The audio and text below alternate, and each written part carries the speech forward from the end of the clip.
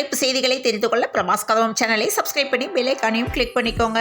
கள்ளச்சாராய விற்பனை முற்றிலும் தடுக்கப்படும் என சட்டப்பேரவையில் முதலமைச்சர் மு.க. ஸ்டாலின் உறுதியளித்துள்ளார். திருப்பூர் அருகே பேரனின் மனைவி பிரிந்து சென்றதால் தாத்தா தோட்டத்தில் இருந்த பூச்சி மருந்து கொடுத்து தற்கொலை செய்து கொண்டார். ரூபாய் 3000 கோடி கடனுதவி பெற அமெரிக்கா செல்கிறேன் என அமைச்சர் மா. சுப்பிரமணியன் தெரிவித்துள்ளார். அரசியல் மாற்றத்திற்கு ஆயிரக்கணக்கான தலைவர்கள் வேண்டும் என விஜயின் கருத்துக்கு அண்ணாமலை பதிலளித்துள்ளார். கள்ளச்சாராயம் குடிப்பதை நியாயப்படுத்துவதா என அமைச்சர் துரைமுருகனுக்கு ஓ. பன்னீர்செல்வம் கண்டனம் தெரிவித்துள்ளார். கோட்டையில் கழக கொடியை பறக்கவிட்ட பொன்னால் என ஜெயக்குமார் நெகிழ்ச்சி அடைந்துள்ளார். திருச்சி ராமேஸ்வரம் எக்ஸ்பிரஸ் ரயில் சேவையில் மாற்றம் செய்யப்பட்டுள்ளது. சென்னை மாநகராட்சி ரிப்பன் கட்டிடம் பிரைட் மந்த் காரணமாக வானவில் வண்ணத்தில் ஒளிர்ந்தது. பிசிக சார்பில் செப்டம்பர் 17ஆம் தேதி மது ஒழிப்பு மாநாடு நடைபெறும் என திருமாவளவன் அறிவிப்பு வெளியிட்டுள்ளார். மாநில அரசின் பங்களிப்போடு இன்னும் பல நீதிமன்றங்கள் திறக்கப்படும் என அமைச்சர் ரகுபதி பேசியுள்ளார். தமிழகத்தில் ஆவின் பால் விற்பனை 25% அதிகரித்துள்ளதாக அமைச்சர் மனோ தங்கராஜ் பேட்டியளித்துள்ளார். முதலமைச்சர் வெளிநாடு பயணம் மேற்கொள்வது தவறு இல்லை என அண்ணாமலை பேட்டியளித்துள்ளார். ஓசூரில் விமான நிலையம் அமைக்கப்பட உள்ளதாக மக்களை ஏமாற்றும் விதத்தில் தமிழக அரசு செயல்படக்கூடாது என எல். முருகன் விமர்சனம் செய்துள்ளார்.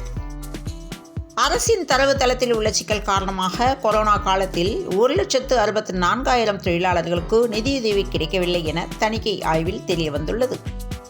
கலை அறிவியல் கல்லூரிகளில் ஒரே நேரத்தில் தேர்வு முடிவுகள் வெளியாகும் என கல்லூரி கல்வி இயக்குனர் அறிவிப்பு வெளியிட்டுள்ளார். பெம்பங்கோட்டையில் 3ஆம் கட்ட அகழாய்வு 200க்கும் மேற்பட்ட பழங்கால பொருட்கள் கண்டெடுக்கப்பட்டுள்ளது. விக்கிரவாண்டியில் தேர்தல் அதிகாரியை மாற்ற வேண்டும் என அன்புமணி ராமதாஸ் வலியுறுத்தியுள்ளார்.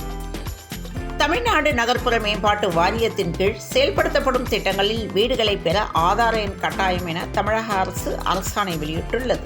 வயிற்றில் உள்ள சிசுவின் பாலினத்தை கண்டறிந்து விவரம் தெரிவித்த கும்பலை தருமபுரி காவல்துறையினர் கைது செய்துள்ளனர். கடந்த 2 மாதங்களில் மட்டும் பல்வேறு நாடுகளில் இருந்து கடத்தி வரப்பட்ட ரூபாய் 167 கோடி மதிப்பிலான தங்கம் சென்னை விமான நிலையத்தில் பிடிபடவில்லை என தெரிய வந்துள்ளது. திருவாரூரில் கோவில் திருவிழாவில் பிளக்ஸ் போர்டு வைக்கும்போது மின்சாரம் தாக்கி 15 வயது சிறுவன் உயிரிழந்த சம்பவம் அந்த பகுதியில் பெரும் அதிர்ச்சியை ஏற்படுத்தியுள்ளது. விஷச்சாராய வழக்கை சிபிஐ விசாரிக்க வேண்டும் என எல். முருகன் வலியுறுத்தியுள்ளார். சென்னையில் 11 வயது சிறுவன் உயிரிழந்த சம்பவம் அடிப்பம்பிற்கு பூட்டு போட்டதால் பரபரப்பு ஏற்பட்டுள்ளது.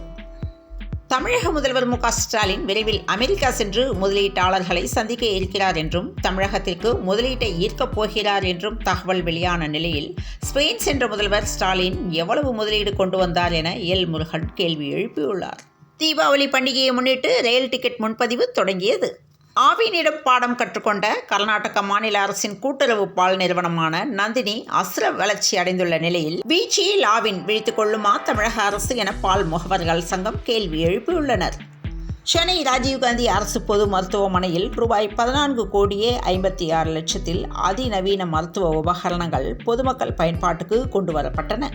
T20 உலக கோப்பையை வென்ற இந்திய அணிக்கு வாழ்த்து தெரிவித்து டீம் இந்தியா ஹைகூம் என்ற பாடலை இசையமைப்பாளர் A.R. ரஹ்மான் வெளியிட்டுள்ளார். ஓய்வு பெறுவதற்கு இதைவிட சிறந்த தருணம் கிடைக்க வாய்ப்பில்லை என கோலி ரோஹித் குறித்து கம்பீர் கருத்து தெரிவித்துள்ளார். சென்னையில் இன்று ஆபரண தங்கத்தின் விலை 1 கிராம் 6,685 ரூபாய்க்கும் ஒரு சவரன் 53,480க்கும் விற்பனையாக உள்ளது.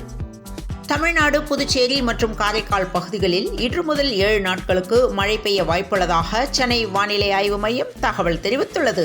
தொடர்ந்து இணைந்திருங்கள் பிரபாஸ் கர்மம் செய்திகளுடன். மீண்டும் மற்றொரு செய்தியில் சந்திப்போம். வணக்கம்.